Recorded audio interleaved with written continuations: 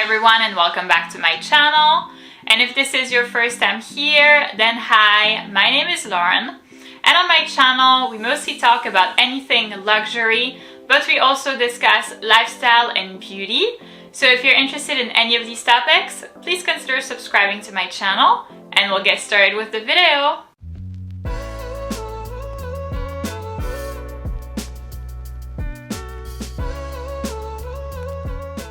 So in today's video, I'm going to be presenting you my jewelry regrets. These are pieces that I have bought in the past and that have not worked for me at all for X, Y, or Z reason.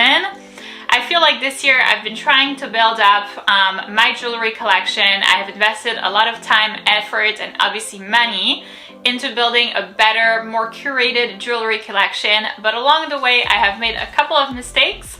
So if you're curious to see what these mistakes are, then please keep on watching. So my first jewelry regret is actually very surprisingly a piece from Chanel.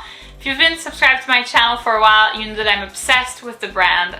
That being said, this brooch was a terrible idea. I don't know what I was thinking, or rather I do know what I was thinking. I was looking up, outfits on Instagram.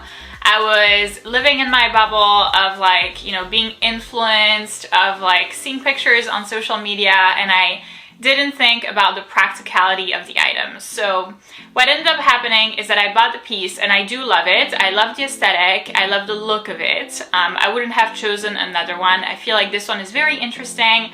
I love the little pearls and the strass details. I like the interesting mix of textures and of materials, but the practicality of the item for me has been really, really bad. I have probably never, or maybe once or twice, worn this brooch.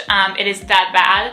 I feel like it is maybe a little too much for me at my age. So I feel like not that comfortable wearing it out. I always feel like I'm gonna be super overdressed and people are gonna be like, oh my God, who is this girl? She thinks she's like 60, this is ridiculous. So I'm concerned about that, number one.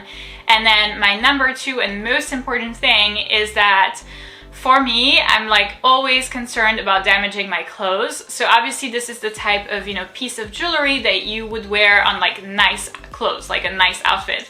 You're not gonna wear this on workout clothes, of course, on a Lululemon top, of course not.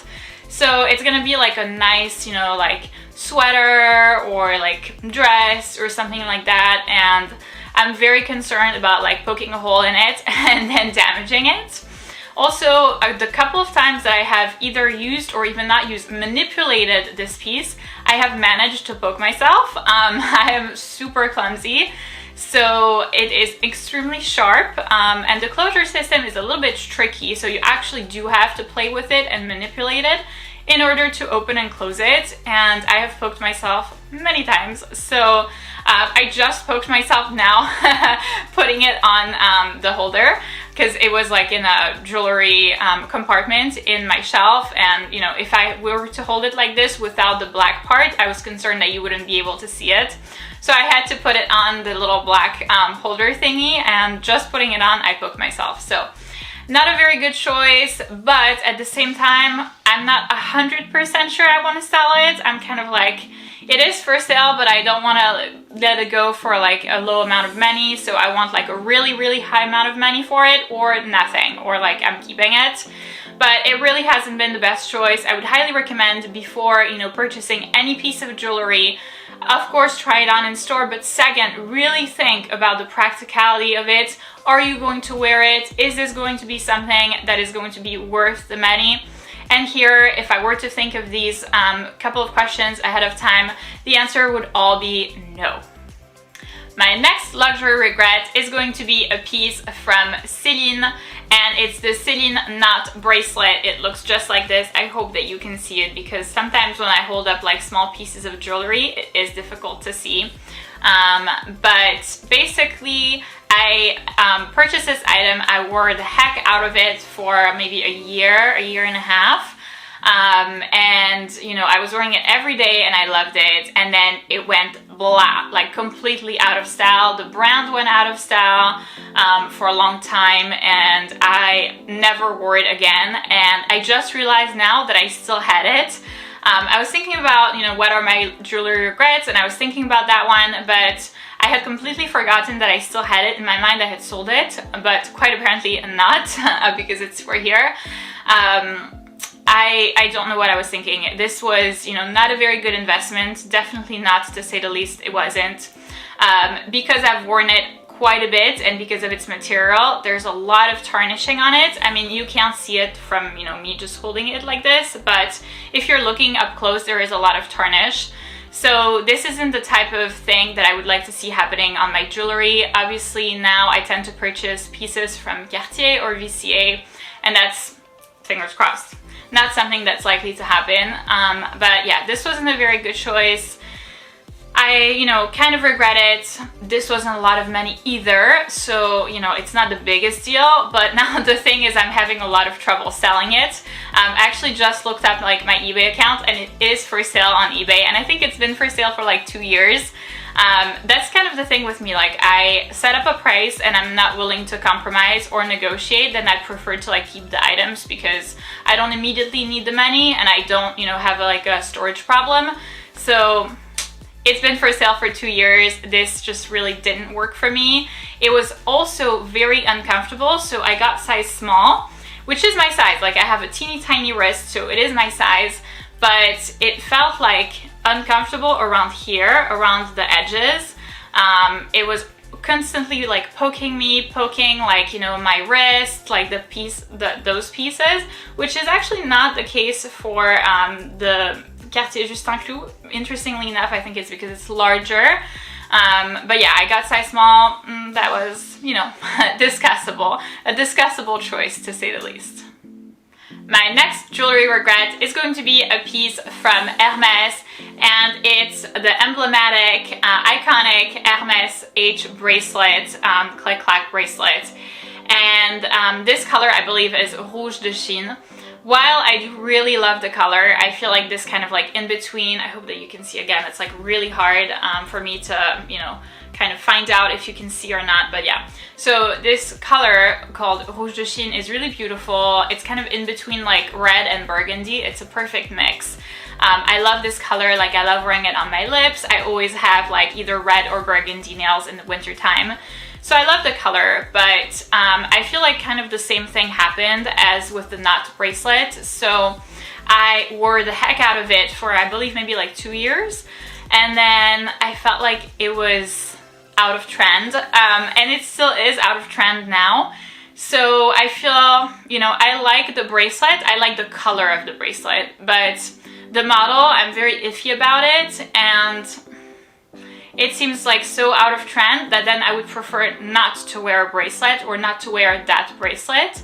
So it is currently for sale. Again, I'm not in a hurry to like sell it and let it go for like, you know, like $300. I don't need money that badly, but it's not something that I see myself wearing again. I feel like this was, you know, a trend back then. I don't think that this trend is going to come back. In general, Hermes is not my absolute favorite brand. I feel quite frustrated with the brand, to be honest. I feel like aside from like their homeware products, which I really love, I don't see myself like purchasing a lot from them. I'm not a fan of their jewelry. I don't like, you know, like their clothes or anything like that. So aside from bags, which are like unattainable, yeah, I'm kind of like, so I think that I have like a $600 like gift certificate from Hermes that's like pending, and I am having a lot of trouble finding like how to spend money or like what to spend it on, because there's nothing that I like. So this wasn't the best, you know, investment. This was actually a present that I received. I didn't buy it myself. My ex-husband bought it for me, what it seems like, and definitely is, a million years ago. In a different time, in a different period of my life, and you know, back then it was really popular, and I appreciated his effort, but I think now, you know, it's kind of like out of trend, not something that I see myself like wearing again, so I would prefer to let it go.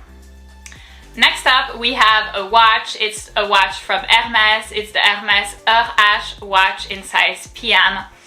That I have had for also 1 billion years, that has also been for sale for 1 billion years, And here it's a couple of things that happen. So the first thing, again, is heavily out of trend. So I, no longer see myself wearing this watch because it's not trendy. First thing. Second thing is this obviously is a leather bracelet, a leather strap, and I didn't think this through, really, honestly. Like, I have become a huge watch girl, and all of my watches are stainless steel.